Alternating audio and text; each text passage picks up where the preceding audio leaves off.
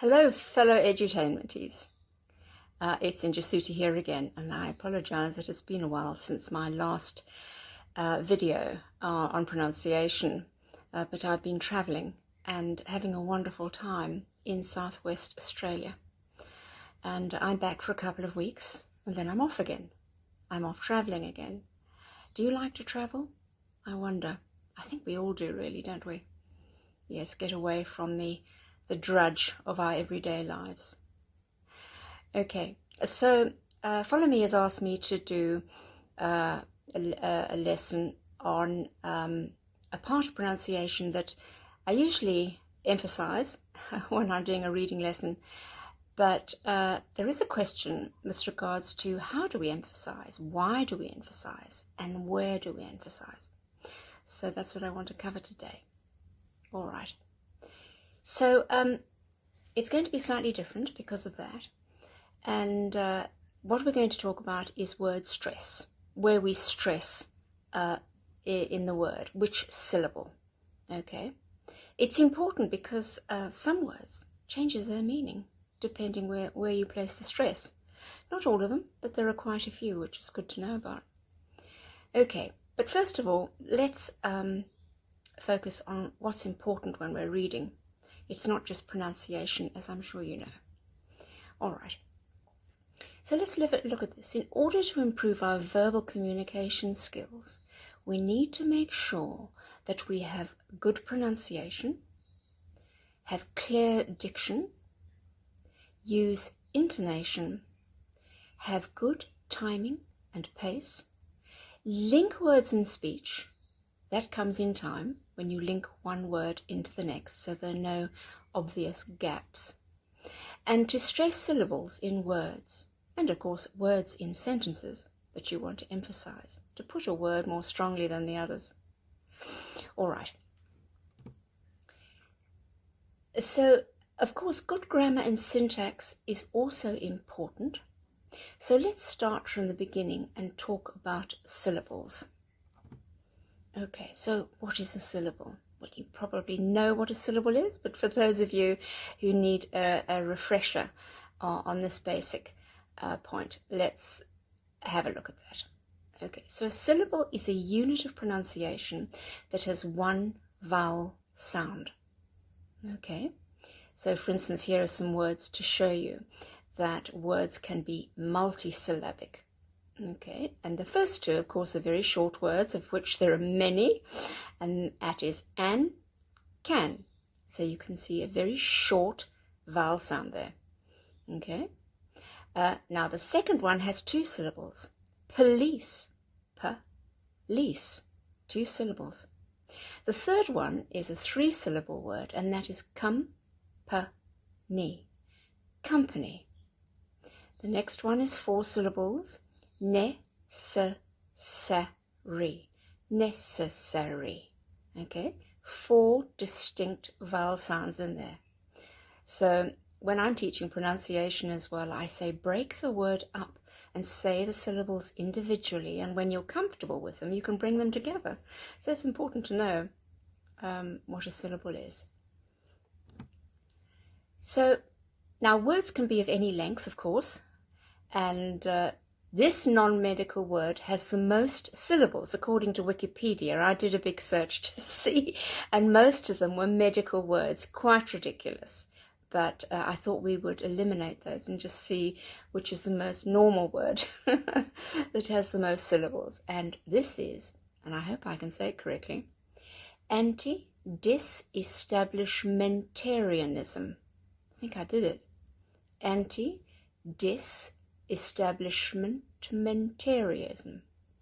Okay, so this means that someone doesn't want a church built in their area.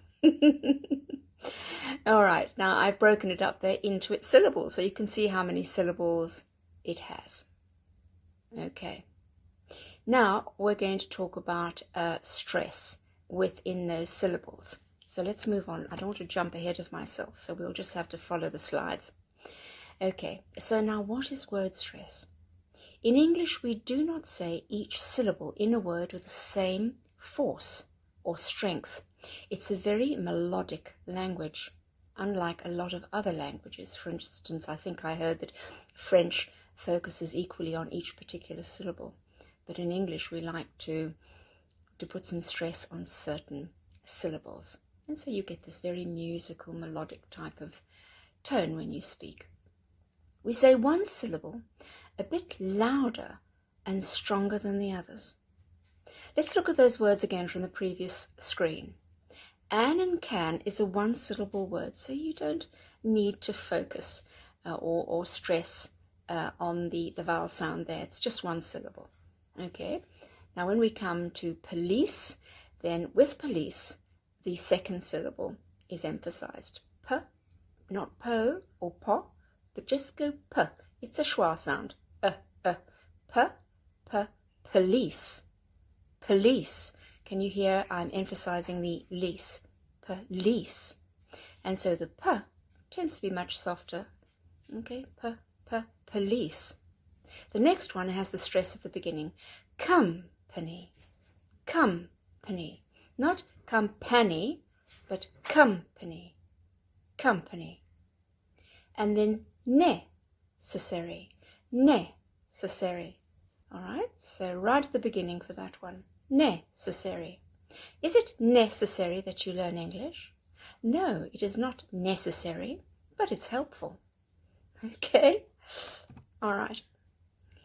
So learning stress placement is the same as learning the phonetic sounds for correct pronunciation. So we learn t, b, g, f, and all the vowel sounds and the diphthongs. And this works exactly the same way. We have to learn where the stress is on the words that we're learning, when we learn them.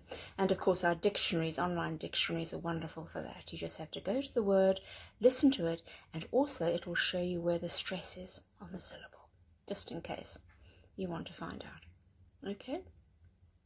And of course we need to look at the guidelines and practice. Okay, let's move on. So how do we know which syllable to stress? And of course this makes perfect sense. How do we know? All right, well of course the best way is to listen to other people who speak English well, where they place the stress in a word. And they're not all the same. Sometimes people might say it in a different place to others, but there is a pretty much of a standard, a rule for where the stress should be placed. Of course, it's not a disaster if you place the stress in the wrong word, unless they are those words that are spelt the same, but one is a noun and one is a verb. You put the stress in the wrong place there, you might confuse your listeners. Okay? All right. So word stress happens in all words with two or more syllables. Not one syllable words, of course. Remember, one word, one stress. Unless, of course, you've got very, very long words, and then you might find that you'd want to put a bit more stress in maybe one of the syllables at the end of the word. But it's unusual. All right, so one word, one stress. No more than one stress within that one word. Okay, and the stress is always on the vowel sounds, the diphthongs, and the singular vowels. All right, never on a consonant. Okay, let's look at some words. So, E, teacher, teacher. So the T-E-A is the first syllable, and it's got E in it. So, teacher, teacher. See, I'm emphasizing the T. Teacher.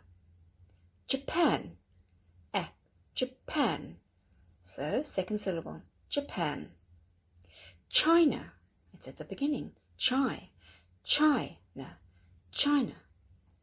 Above, above. So right in the middle.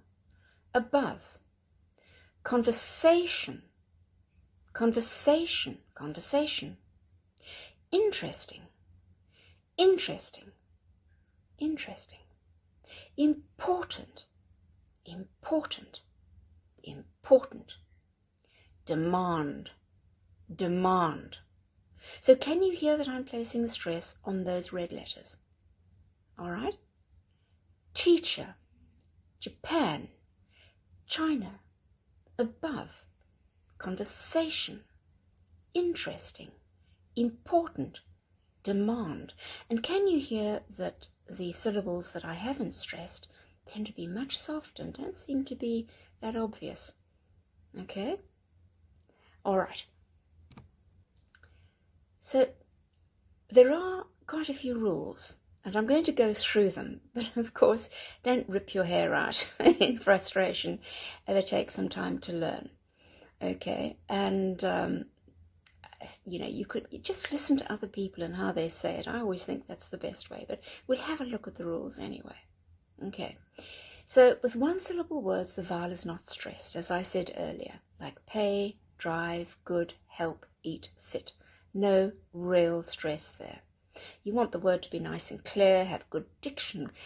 Diction is clarity in a word, so make sure that your consonants are well sounded. Don't swallow the consonants. Okay, like cat. Don't go cat. Go cat. Not do, but dog. So there's consonants nice and clearly. That's diction. Okay, nice and clear. Okay, so two-syllable nouns and adjectives, and I've highlighted them in red. The first syllable is usually stressed. Okay, swimming. I'm going swimming. I love swimming.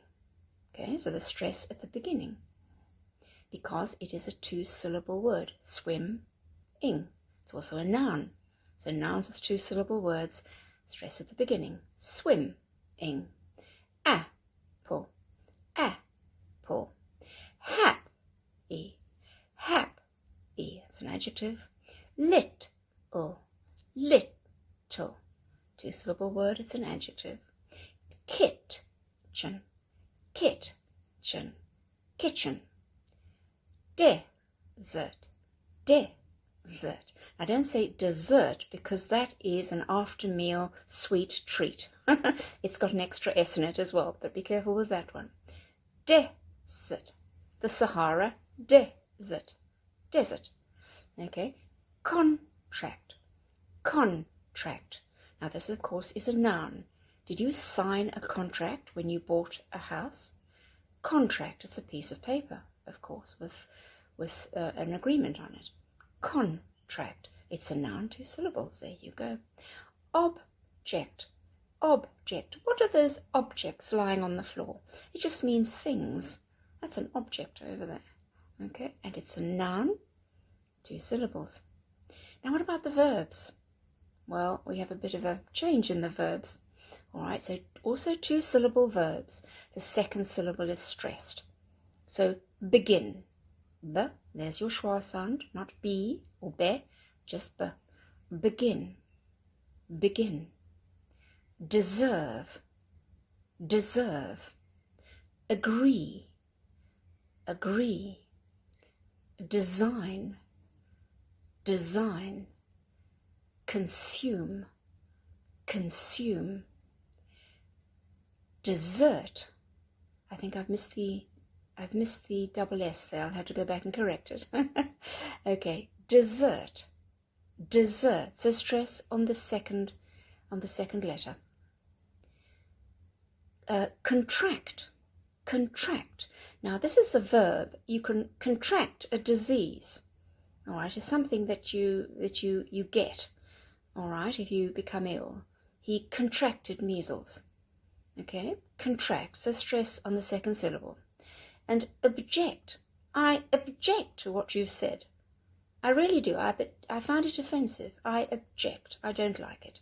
All right, so you see the difference between an object and to object. Okay, so those are the words we need to be careful of, because they can be both noun and verb. Okay, good. So those are two syllables. So let's move on and see the three-syllable words. All right, now don't be scared as it gets a bit more complicated. Okay, you can always go back and review and just practice. So three-syllable words, the first syllable is stressed usually. Most three-syllable words, that's nouns, adjectives, and verbs, are stressed on the first syllable. Three-syllable words terminating with these, E-R, O-R, L, Y, and Y, are generally stressed on the first syllable, but not always. Okay, so let's have a look at some of the words. Manager, manager, three syllables, manager, manager, manager. Governor, governor, governor, governor.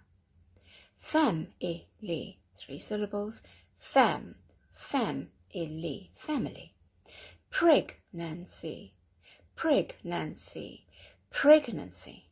Okay, 3 syllables, and they are adjectives, nouns, or verbs. Okay, 3 syllables. Now we've got some more here. 3 syllable words. The second syllable is stressed, right? Words ending in shun, ik, or l, among other suffixes, generally have the stress on the syllable found before these terminations. This is the case for both 3 and 4 syllable words. So to make that clear, let's look at some of the words. So here we have a 3 syllable word, consumption. So it's a 3 syllable word, but because it ends in tion, we don't emphasize the first as we did previously, we emphasize the second. Consumption, consumption. Cohesion, cohesion. There is the SIO ending. Cohesion. Not cohesion, just go cohesion. Republic. Don't go re, just go ra. Here's your schwa. Republic. Republic. Because you have the IC ending at the end of the word. Republic. And denial. Denial. Okay, the AL ending, denial. So the difference between the first and the second is really about the word endings. Okay, so the first one is ER-OR-LY and Y. We stress the first syllable for the 3 syllable words. And the second one, ending in TION, SION, LIC and AL, we do the second syllable. We emphasize the second syllable. So let's have a look at the 3 syllable words where the third syllable is stressed. Words with the following suffixes have the stress on the final syllable. That's and it happens to be the suffix. All right. So the double E, the double ER, ESE, ETT, or IQUE, pronounced ik. Okay. So let's look at some of the words for those.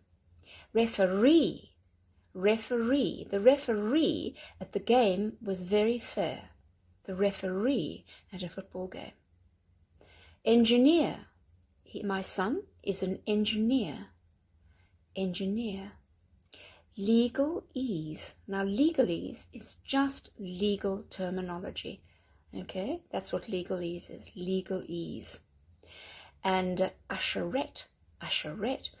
I don't know whether they still have usherettes these days, but when I was younger, when you went to the cinema, there was a person walking around up and down the aisles with ice creams and popcorn and chocolates, and so you didn't have to get out your seat and go to the foyer to buy your drink.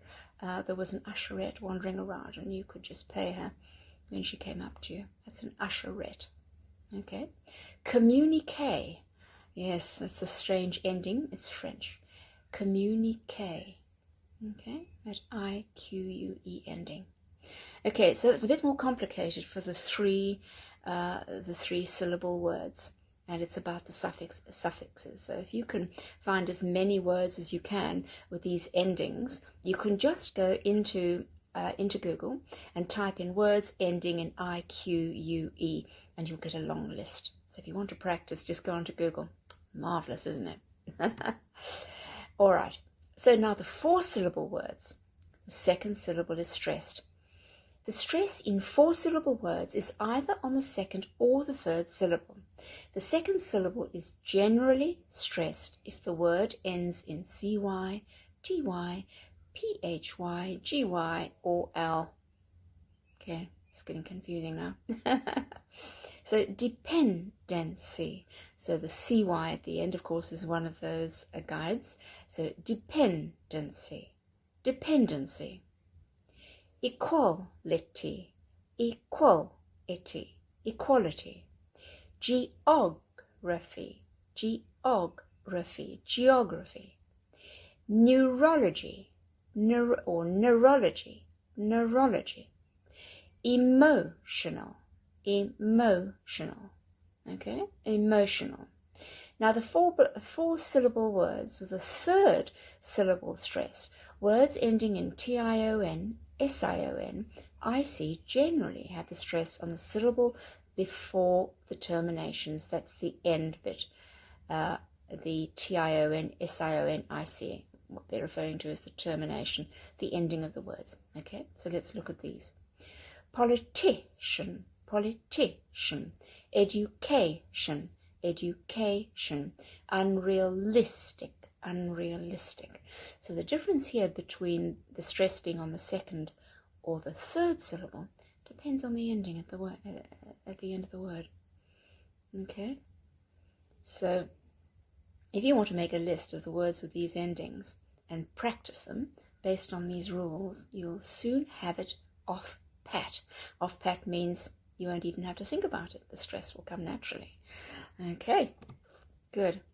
So now for compound words, and you know what a compound word is. It's two words that are in fact separate words, but we bring them together. Now a compound word can actually be two words separated, but they really fit together, or they can be hyphenated, or they can be together.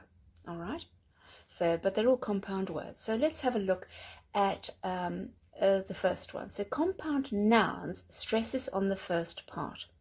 Now I've got a picture there of a blackbird and a greenhouse, or I think the Americans call it a glass house, but it would follow the same rules. Now this bird here is called a blackbird. That's its name. It's not because it's black, although probably originally it was, but it's called a blackbird. That's what it's known as. So that's a full name. All right, and the same with the greenhouse as well. So you've got two words, black and bird, that come together to make its own word. And green and house come together to have its own meaning. A glass house, where they grow plants when they're very young, especially in cold countries. You find these all over the northern hemisphere. Okay, now the compound adjectives stresses on the second part. All right, so bad, tempered, tempered, bad tempered, old fashioned, old fashioned. Okay, so those are the verbs. So the adjectives, I beg your pardon. So the compound verbs stresses on the second part. Understand. Do you understand me? Do you understand what I'm saying? And overflow. Overflow, not overflow, but overflow. It's a verb, remember. If overflow was a noun, and then we will put the stress at the beginning. The overflow of the van was very strong. Okay, so overflow can be a verb and a noun. Okay, all right. So, right, I've written a note here myself. So don't fret, don't panic, don't worry too much about it. Stress is important, but it takes learning. And the best way that's recommended by most teachers is to listen when people speak. Did you hear I said listen? Listen.